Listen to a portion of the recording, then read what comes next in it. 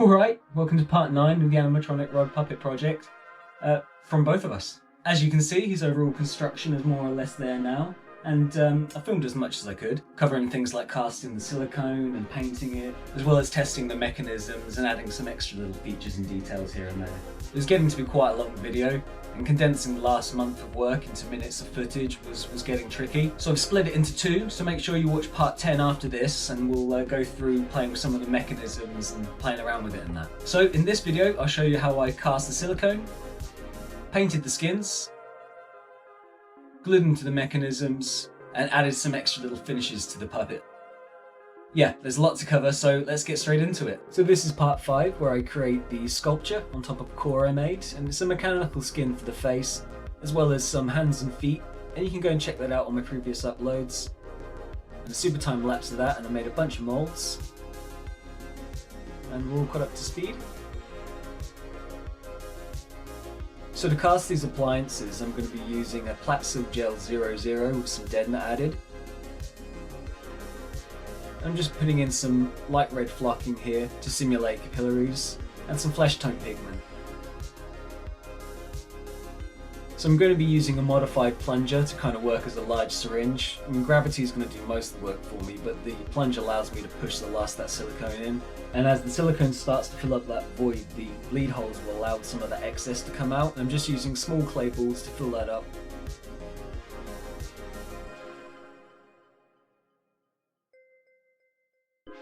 And these keys just slot into those holes. And the feet are just going to be dense silicone with a rod stuck in the end.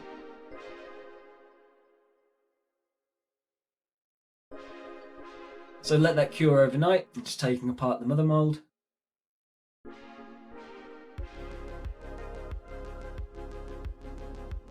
It came out there pretty easy, not too bad.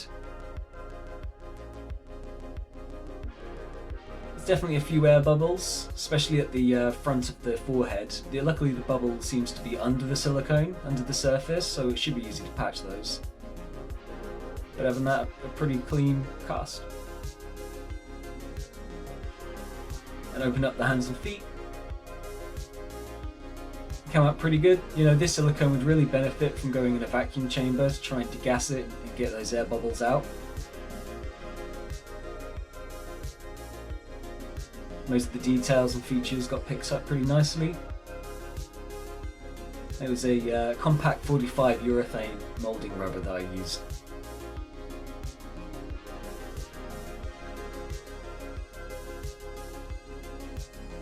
Now the feet did have quite a few air bubbles in there, and that would take a bit of time patching those up, like right on the front, and that's really to do with the way that I cast this from the mould. If the pour spout was upside down, the air bubbles would be on the bottom of the feet.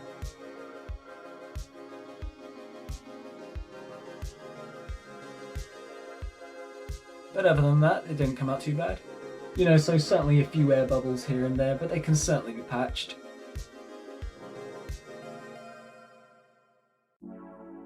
And that's exactly what I did next. So you can see I've just filled in those ones on the forehead, and there was a couple around the side that I managed to catch as well.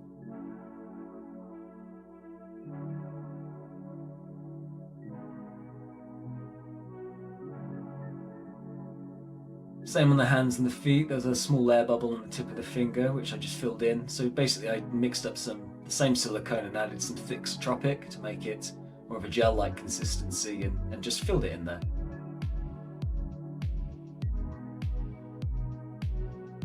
So to paint these pieces, I'm using a thin down silicone. It's a product by Smooth On called Psycho Paint, and you can thin that down with some of their solvents, so you can airbrush it. And they also provide these silicone pigments that you can mix in there. So I'm basically using like a light pink kind of red, just to add some warmth to the areas where there'd be a bit of tension and where the blood would kind of naturally build up under the skin. I did the same with the hands and feet, and basically, I was working on this for most of the day and night. And I mixed up a bunch of different colours like bruise tones and kind of yellowy flesh tones, and just kind of repeat the same process.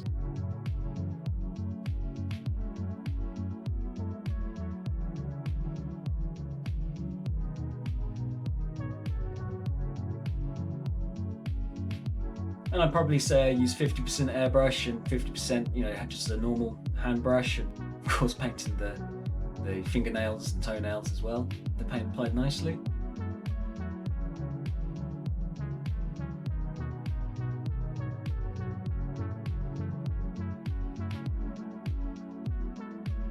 And those feet patched up pretty good, you can't see the holes anymore, and the pigmented silicone definitely bonded nicely to the cast silicone that I did, and plenty of flex still on the silicone itself. That paint stretches really nicely. So I've added that hair around the edges that kind of butts up around that lip that I had made in the sculpture.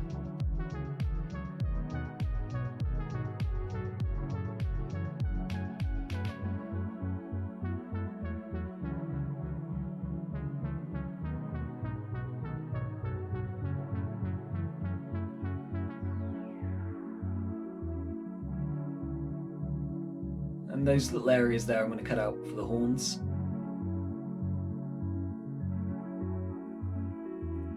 Just added little spots and blemishes and details to try and make the skin look a bit more natural. I figured I'd stick with a typical flesh tone colour to make life a little bit easier for myself. There was plenty of reference resources to help me out with that. You can see there inside the underskull where the silicone fits around the eye sockets and the eyebrows. Should line up pretty good with the mechanisms. And the same with that wee stomach. Like I said, I slush cast skin that can be put over the foam belly that I've made. It's just to add like a bit of a torso. There's so much hair, I thought it would be a good idea to break it up with some skin. So these feet socket into the hips.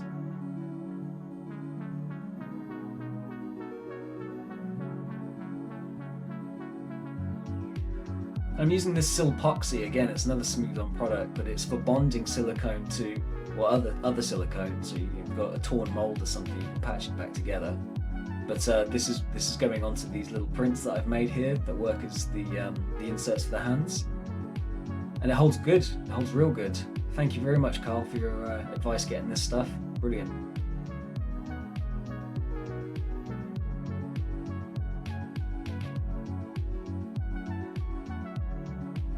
Set the belly on there with some fur around the edges. I kind of like that orangey fur, it breaks up the brown quite nicely.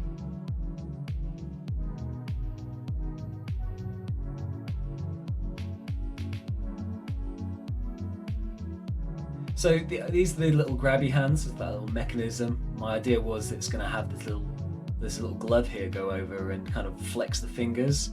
And I'll tell you now, I mean, it worked, but it didn't work great, and I'll explain in a later portion why and my justification behind it.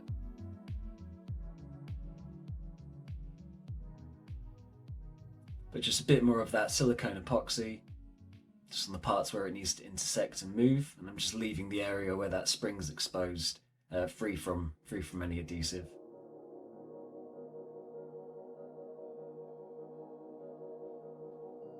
Little grabby hands. So here we go, moment of truth, getting that skin on the underskull, and it kind of went on like a rubber mask.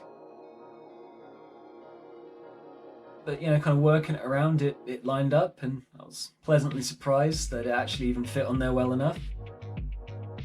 So basically, I'm just looking and testing now, just to see really how it sits and how it fits onto the underskull. So I've just hooked up a radio and controlling my eye mechanism just to see what those eye blinks do. You know, what the hell happens behind there? Does it flex?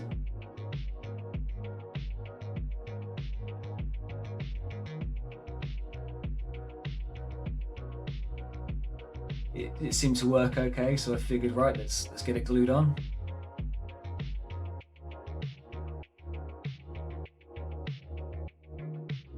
So I'm starting from the eyebrows. So you've got two moving eyebrows, and I'll start at that highest point first and get those glued on.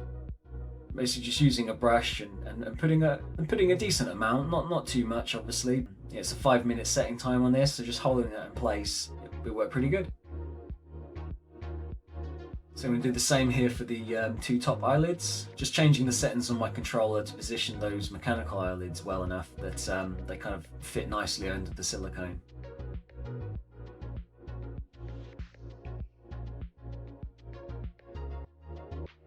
You know, this process did take me a hell of a long time actually. I was doing it slowly and steady.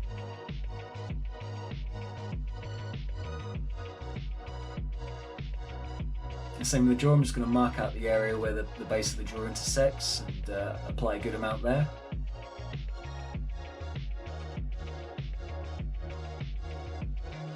And just hold that in place for a few minutes whilst it sets.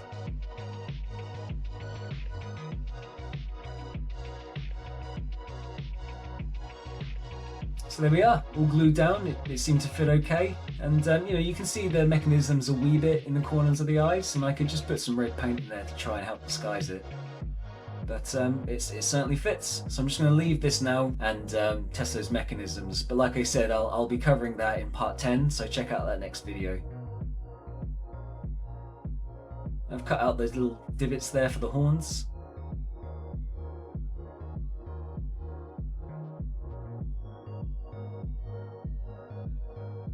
So what I did is I just basically lifted the horns off of the 3D model from the first ZBrush design I made, and printed those out and painted them.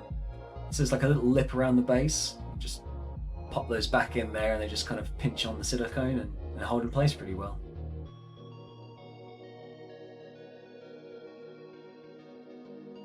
There we go.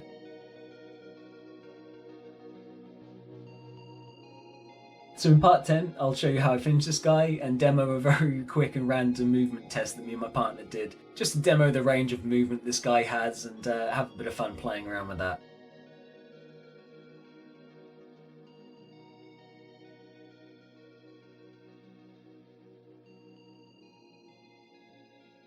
Rightio, I think we'll leave part 9 there then. Go and take a peek at part 10, that should already be uploaded, which is the other half of this video. And I'll cover the last few final stages and a wee test that me and my partner did operating the face and the mechanism. So I'll see you in a bit.